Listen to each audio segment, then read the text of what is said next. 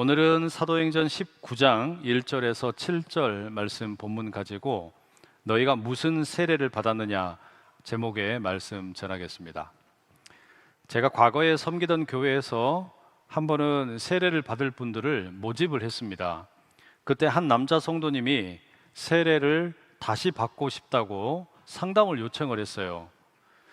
만나서 이야기를 나눴는데 이분의 사연이 이렇습니다.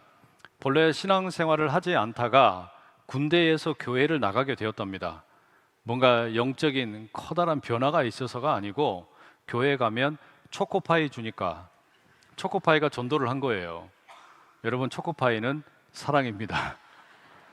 그리고 얼마 후에 교회에서 세례를 받으라고 했답니다. 아마 대규모로 진행이 되는 진중 세례식이었던 것 같아요.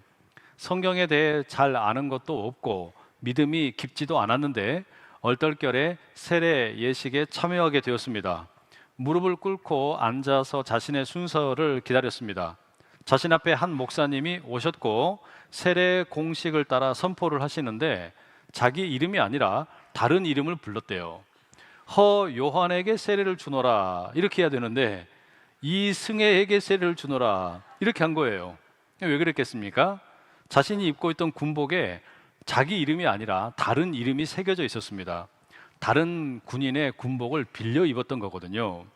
당시에는 별 생각이 없었는데 이제 전역을 하고 교회를 전혀 다니지 않다가 누군가의 안내를 받아서 교회에 출석을 하게 되었습니다. 신앙생활을 제대로 하게 되었단 말이에요. 그리고 나니까 내가 과거에 군대에서 받은 이 세례가 이 괜찮은 건가 자꾸 마음에 걸리는 거죠. 내 이름이 제대로 불리지 않은 세례가 과연 이게 올바른 거냐 의문이 생겼고, 그러니 본인의 이름을 제대로 불러주는 세례를 다시 해달라는 거였어요. 여러분, 이거 어떻게 하면 좋을까요? 세례를 다시 줘야 됩니까? 말아야 됩니까? 지금 여러분이 말씀하셔도 어떻게 했다고 답을 지금 드리지는 않겠습니다. 설교 중반부에 말씀드릴게요. 오늘 본문에도 이와 비슷한 이야기가 있어요. 누군가가 세례를 다시 받는 이야기를 담고 있는 겁니다. 그 자세한 이야기를 살펴보기 전에 이 본문이 사도행전 전체에서 어떤 위치를 가지고 있는지 좀 살펴봐야 되겠습니다. 우리는 앞서서 바울과 실라 그리고 디모데가 하나의 팀이 되어가지고 선교 여행을 떠난 것을 살펴보았죠. 이게 바울 개인적으로는 두 번째 선교 여행입니다. 그 여정을 지도로 살펴보시게 되면 수리아의 안디옥이라고 하는 곳에서 출발을 해가지고 육지를 따라 다소, 더베, 루스드라, 드로아를 거쳐서 이제 배를 타고 마게도냐 지방으로 건너갑니다. 빌립보, 데살로니가, 베레아, 아덴, 고린도를 방문하고 다시 배를 타고 에베소에 이르게 되고 마지막으로 배를 타고 에베소에서 안디옥으로 이르게 되었습니다. 안디옥에 도착하는 내용이 18장 22절과 23절에 이렇게 기록되어 있어요. 가이사랴에 상륙하여 올라가 교회의 안부를 물은 후에 안디옥으로 내려가서 얼마 있다가 떠나 갈라디아와 부르기아 땅을 차례로 다니며 모든 제자를 굳건하게 하니라. 이 바울의 두 번째 선교 여정을 살펴보게 되면 첫 번째 선교 여행과 비교할 때 훨씬 많은 곳을 방문하고 복음을 전했음을 알 수 있어요. 그러니까 안디옥에 도착을 했을 때 꽤 많이 피곤했을 겁니다. 그런데 바울이 안디옥에서 오래 머무르질 않고 잠시 쉬고 난 다음에 다시 선교 여행을 떠납니다. 이제 이거는 세 번째 선교 여행이에요.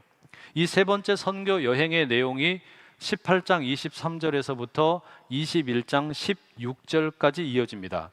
그러니까 우리는 어느새 바울의 세 번째 선교 여행을 만나고 있는 셈이죠. 그런데 오늘 본문 바로 앞에 보면 이 바울의 세 번째 선교 여행이 아니라 아볼로라는 인물을 소개해주고 있습니다. 18장 24절에 의하면 이 아볼로는 이집트 북부의 알렉산드리아라고 하는 도시 출신인데요, 상당한 학식을 갖춘 아주 똑똑한 그리스도인이었습니다. 아볼로는 특별히 훌륭한 언변을 가지고 있었고 성경에 대한 지식도 풍부해서 에베소 지역에서 복음 사역을 하고 있었습니다. 그런데 이 아볼로에게는 무언가 부족한 점이 있었어요. 말도 잘하고 성경 지식도 풍부한데 이 부족한 내용이 하나 있었단 말이에요. 그게 뭐냐? 그 중에 하나가 세례에 대한 것이었습니다. 아볼로는 세례 요한이 선포한 회개의 세례만 알고 있었습니다. 이런 아볼로를 안타깝게 여기는 부부가 있었어요. 바울이 고린도에서 만났던 브리스길라와 아굴라 부부입니다. 이 부부가 어떤 행동을 하느냐? 18장 26절에 이렇게 되어 있습니다. 그가 회당에서 담대히 말하기 시작하거늘 브리스길라와 아굴라가 듣고 데려다가 하나님의 도를 더 정확하게 풀어 이르더라. 이 브리스길라와 아굴라가 아볼로가 설교하는 내용을 들은 겁니다. 그런데 뭔가 좀 빠졌다라는 생각이 들어서 이 아볼로를 데려다가 성경 과외를 시켜준 거예요. 하나님의 도를 더 정확하게 설명해 주었다는 이야기예요. 그로 인해서 아볼로는 성경에 대해 더 깊은 이해를 갖게 되었고 아마 영적인 체험도 따랐던 것 같습니다. 이후에 이제 아볼로는 고린도가 위치한 아가야 지역으로 이동을 하게 되는데 그의 가르치는 이 능력이 얼마나 대단했는지 고린도전서 1장의 기록에 따르면 교회 안에 4개의 분파가 있었습니다. 바울파, 게바파, 그리스도파, 그리고 또 하나가 뭐였냐면 아볼로파였어요. 그만큼 이 아볼로라고 하는 사람의 가르침이 매력이 있었고 좋았다라는 이야기입니다. 그리고 이제 오늘 본문 19장 1절이 이렇게 시작합니다. 함께 읽어보실게요. 시작. 아볼로가 고린도에 있을 때에 바울이 윗지방으로 다녀 에베소에 와서 어떤 제자들을 만나. 바울이 이제 3번째 이 선교 여정을 가는 가운데 에베소에 도착을 하게 되었습니다. 아볼로는 고린도로 떠난 뒤입니다. 바울이 에베소에 도착을 해서 어떤 제자들을 만나게 됩니다. 그들은 아볼로와 마찬가지로 세례에 대해서 이해가 부족한 성도들이었습니다. 3절의 말씀 한번 다시 읽어보시겠습니다. 시작. 바울이 이르되 그러면 너희가 무슨 세례를 받았느냐? 대답하되 요한의 세례니라. 이 제자들은 아볼로처럼 세례 요한이 가르친 회개의 세례만 알고 있었단 말이에요. 성령에 대해서는 들어본 적도 없습니다. 그래서 바울이 그들에게 요한의 세례라고 하는 것은 메시아의 오심을 기다리는 회개의 세례이다 라고 설명을 합니다. 이후에 바울이 이들에게 주 예수의 이름으로 세례를 주고 안수를 하게 됩니다. 그랬더니 성령이 이들에게 임하게 되고 이 사람들이 방언을 말하고 예언을 말하게 됩니다. 이게 오늘 본문의 내용이에요. 그러니까 표면적으로 보면 이 제자들은 바울에게 2번째 세례를 받는 거예요. 2번째 세례를 받고 있는 내용을 다룹니다. 여기서 어떤 분들은 재세례의 가능성을 생각할 수도 있습니다. 내가 과거에 세례를 받았는데 무언가 감격이 별로 없어요. 느끼는 게 별로 없는 것 같은 거예요. 그러니까 좀 기분이 껄쩍지근하니까 이번에 세례 한번 다시 받아야 되겠다. 그래야 뭔가 좀 충만해질 것 같다. 뭐 이런 생각을 하실 수도 있는 거죠. 이 바울이 어떤 제자들에게 요한의 세례를 받은 이들인데도 불구하고 다시 세례를 줬단 말이죠. 교회의 역사 가운데 세례를 2번 받는 것과 관련하여 논쟁이 있었습니다. 16세기 종교개혁 시기에 제세례파, 아나베프티스트라는 종파가 생겨납니다. 당시에는 제세례라고 하는 것은 곧 사형에 처할 만큼 아주 엄중한 범죄였습니다. 그럼에도 이분들은 자신들이 받았던 유아 세례를 부인을 하고 성인이 되어서 다시 세례를 받겠다라고 합니다. 그 이유가 뭐냐면 어린 시절에 받았던 유아 세례는 신성모독적인 것이고 그 본래의 취지가 옳지 않다라고 주장을 합니다. 이분들은 죄와 믿음을 공개적으로 고백을 하고 성인이 세례를 받는 것이야말로 유일하고 타당한 세례라고 주장을 했습니다. 아마도 오늘 본문은 제세례파의 주장에 대해 근거를 제공할 수도 있겠습니다. 오늘 제가 이 제세례파에 대한 이야기를 많이 들으려고 하는 것은 아닙니다. 다만 이 본문에서 우리가 세례를 2번째 받을 수 있다 뭐 이런 가능성을 찾으려는 것이 아니라 오히려 여기 보면 참 그 초기 그리스도인들 사이에서는요, 세례와 관련되어서 여러 가지 목소리가 있었다라는 것을 깨닫게 됩니다. 오늘 본문 5절에 보면 바울이 세례를 베풀 때에 세례 공식을 이렇게 제시합니다. 주 예수의 이름으로 세례를 베풀어요. 그런데 이와 같은 바울의 세례 공식은 마태복음 28장 19절에서 20절에 나오는 예수님의 가르침하고는 달라요. 그러므로 너희는 가서 모든 민족을 제자로 삼아 아버지와 아들과 성령의 이름으로 세례를 베풀고 내가 너희에게 분부한 모든 것을 가르쳐 지키게 하라. 볼지어다 내가 세상 끝날까지 너희와 항상 함께 있으리라 하시니라. 근데 이 구절에 의하면 예수님께서 말씀하시기를 아버지와 아들과 성령의 이름으로 세례를 베풀라 하셨어요. 그렇다면 적어도 사도행전 19장의 가르침과 마태복음 28장의 가르침이 다르단 말이에요. 서로 다른 세례 공식을 이야기하는 셈입니다. 그럼 이 두 본문을 놓고 보면 세례의 효력이라고 하는 것이 세례를 집례하는 사람이 매번 동일한 말을 하느냐 하지 않느냐 여기에 달려 있는 것 같지는 않아요. 그러니까 우리가 그러면 어떻게 세례를 베풀 때 이 세례의 공식을 만들어야 하느냐? 저는 어떻게 세례 예식을 집례하는 줄 아세요? 우리 교단의 가장 최근의 예배 예식서를 살펴보게 되면 세례 집례자는 무릎을 꿇고 세례를 기다리는 후보자에게 이렇게 선포하도록 지시됩니다. 주 예수를 믿는 이 아무개에게 내가 성부와 성자와 성령의 이름으로 세례를 주노라. 아멘. 이렇게 돼 있어요. 그럼 우리 교회에서 저는 어떻게 세례를 베푸느냐? 조금 수정을 합니다. 주 예수를 그리스도로 믿는 자 아무개에게 성부와 성자와 성령의 이름으로 세례를 주노라. 아멘. 이 어떤 차이점이 있는지 발견되세요? 그냥 주 예수를 믿는 자라고 하지 않고 주 예수를 그리스도로 믿는 자라고 명확하게 표현을 합니다. 아무튼 여러분, 우리 교단의 입장이나 또 제가 사용하는 이 세례 공식이라고 하는 것은 사도행전의 가르침과 마태복음의 가르침을 함께 종합을 한 것이다 라고 말씀드릴 수 있어요. 자, 그러면 설교 초반에 말씀드렸던 질문, 이 세례를 받은 자리에서 내 이름이 아니라 다른 사람의 이름이 호명되었다, 이것 때문에 세례를 두 번째 다시 받고 싶다라고 했던 분이 있다 그랬잖아요. 어떻게 했을까요? 다시 세례를 베풀었습니다. 그 이유는 뭐냐면 이 세례의 공식이 주 예수를 그리스도로 믿는 자 아무개에게, 이 이름이 너무 중요하거든요. 나의 이름이 온전히 분류되는데 그렇지를 못했단 말이죠. 그래서 이분에게는 다시 세례를 베푸는 게 필요하겠다라고 생각을 하게 되었고 세례를 다시 베풀었습니다.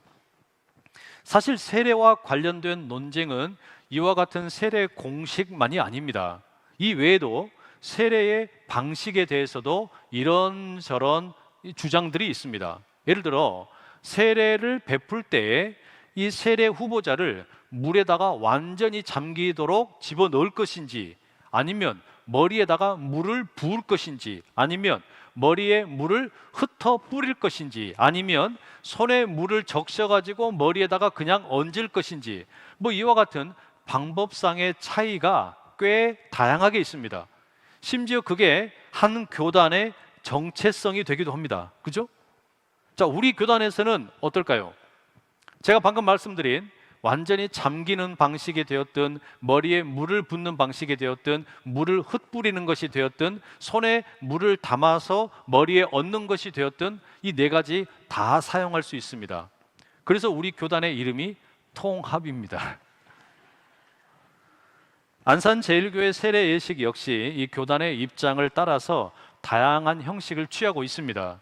아동 세례를 할 때는 가급적 우리 자녀의 신앙 경험이 조금 더 풍성해지면 좋겠다라는 생각 때문에 물에 완전히 잠기는 세례를 하고 있고요.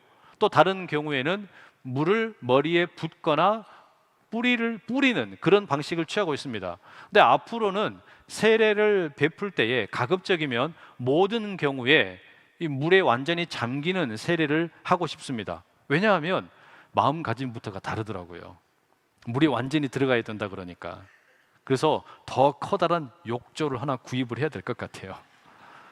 그런데 여러분, 적어도 오늘 본문에 따르면 핵심은 다른 데 있어요. 무슨 말인고 하니, 재세례의 가능성이나 세례의 공식 문구나 세례의 방식에 대한 것이 오늘 본문의 관심이 아니라는 이야기예요. 진짜 핵심은 따로 있습니다. 바울이 에베소에서 만난 제자들에게 처음으로 묻는 질문은 어떻게 세례를 받았느냐가 아니에요.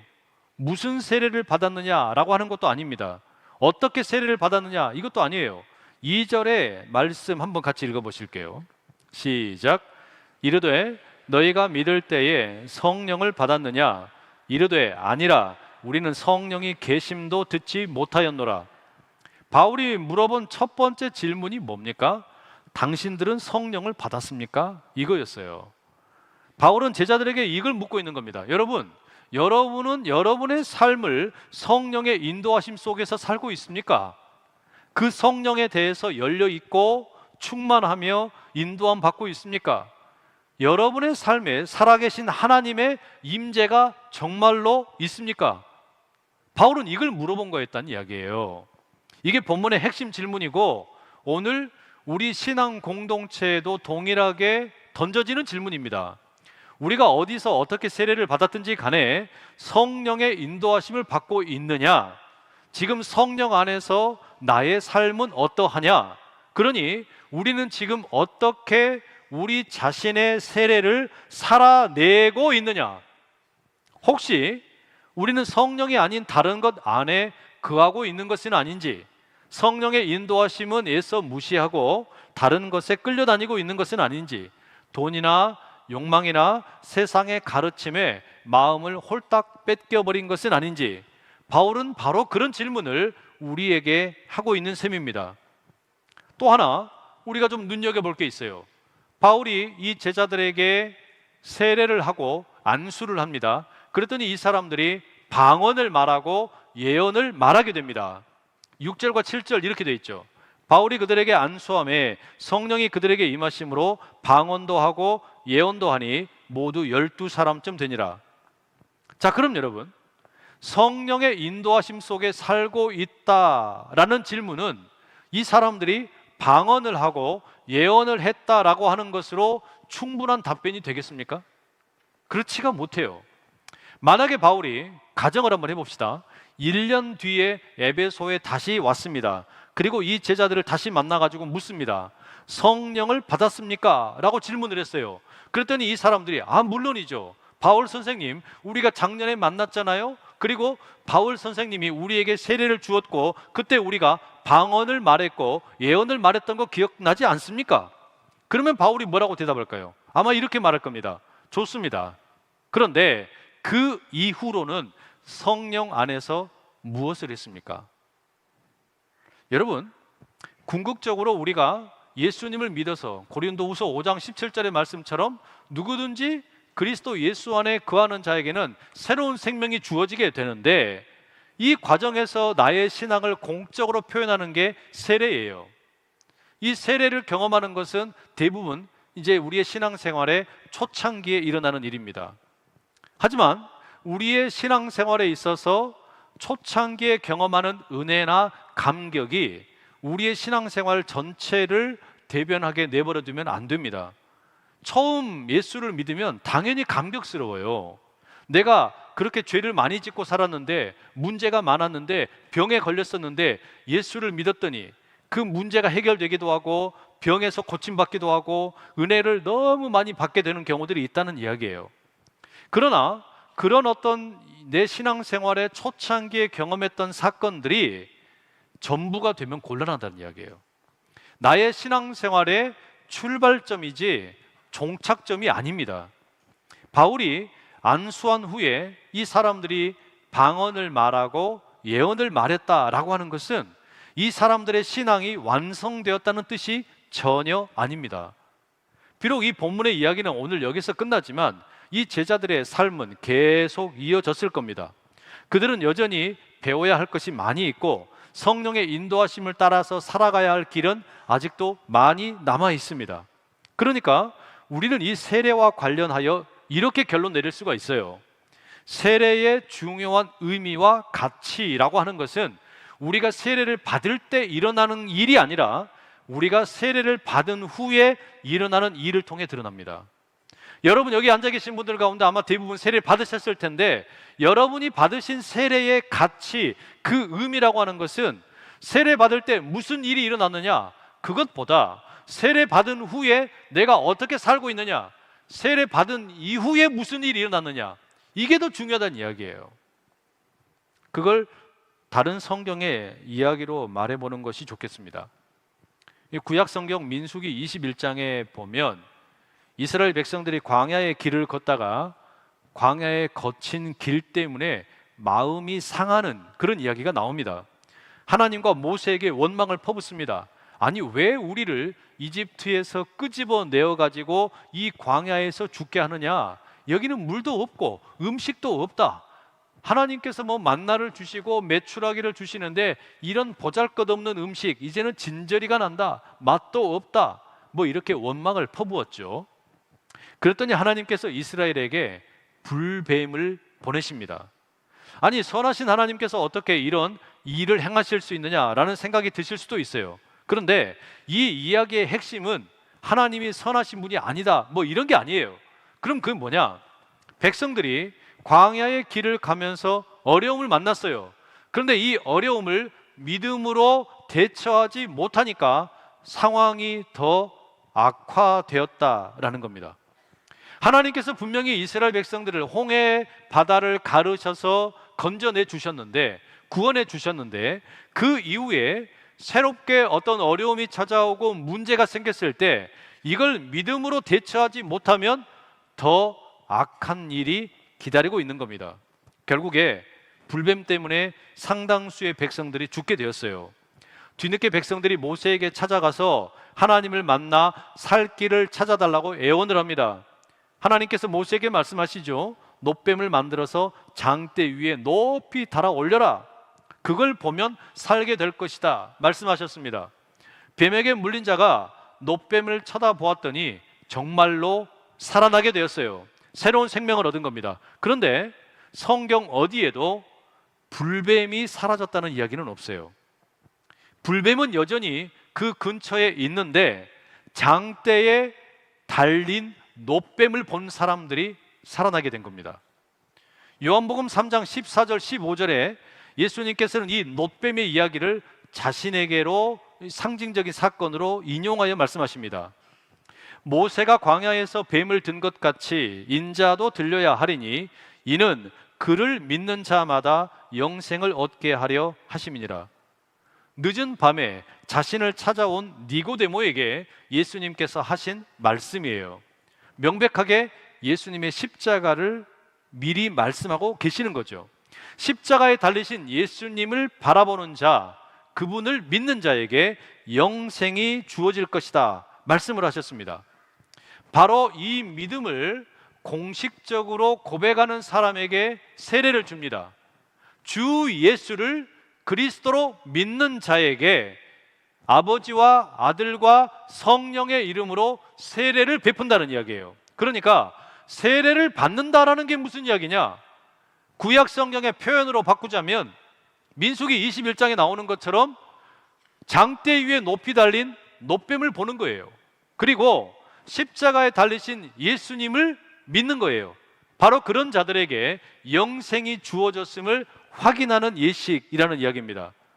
바로 그 믿음을 가지고 세례를 받는 자에게는 성령의 선물이 주어집니다. 성령께서 주시는 새 생명을 누리고 방언과 예언을 비롯해 다양한 은사들이 주어지게 됩니다. 우리는 바로 그런 성령의 은사를 따라서 성령의 인도하심을 따라서 살아가는 새로운 존재가 되었다는 이야기예요. 그런데 이미 말씀드렸지만 반드시 기억할 사실이 하나 있습니다. 장대에 달린 놋뱀을 바라보았지만 불뱀은 여전히 사라지지 않았어요. 십자가에 달리신 예수님을 바라보았지만 그 피 흘리고 계시던 예수님께서 십자가 아래로 내려오지 않으셨어요. 장대에 달린 노뱀과 십자가에 달리신 예수님의 모습 속에는 사실 우리가 너무나 꺼려하고 불편한 우리 인생의 개인적인 죄와 허물 뿐만 아니라 이 세상의 부조리와 어그러진 재판과 배신과 배반, 상처, 아픔 이런 것들이 가득합니다. 바로 거기에 어쩌면 세례의 진정한 의미가 있어요.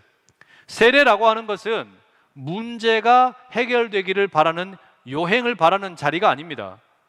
세례라고 하는 것은 문제를 일으킨 불뱀이 사라지는 것을 기대하는 게 아니라는 이야기예요.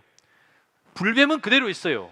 오히려 세례라고 하는 것은, 내가 믿음으로 세례를 받는다라고 하는 것은 세상의 악함이나 자신의 내면의 죄악을 피하지 않고 대면하겠다는 이야기입니다. 그걸 내가 오히려 직면하겠다는 거예요. 그리고 그 수많은 세상의 부조리와 내 인생의, 내 개인적인 죄와 상처와 아픔을 끌어안고 예수 그리스도를 의지하며 믿음으로 살겠다는 결단입니다. 그러니 여러분, 세례의 중요한 의미와 가치라고 하는 것은 세례를 받을 때 일어난 일이 아니라 우리가 세례를 받은 이후에 일어나는 일을 통해서 드러나게 된다는 이야기예요. 이어지는 본문의 말씀에 보면 바울이 에베소 회당에 들어가서 석 달 동안 담대하게 하나님 나라에 대해서 가르칩니다. 근데 바울의 이런 가르침을 싫어하는 사람들이 꽤 많았어요. 그러자 바울은 제자들을 데리고 두란노 서원이라는 곳에서 날마다 제자 훈련을 하게 됩니다. 그렇게 에베소에서 머무른 기간이 2년입니다.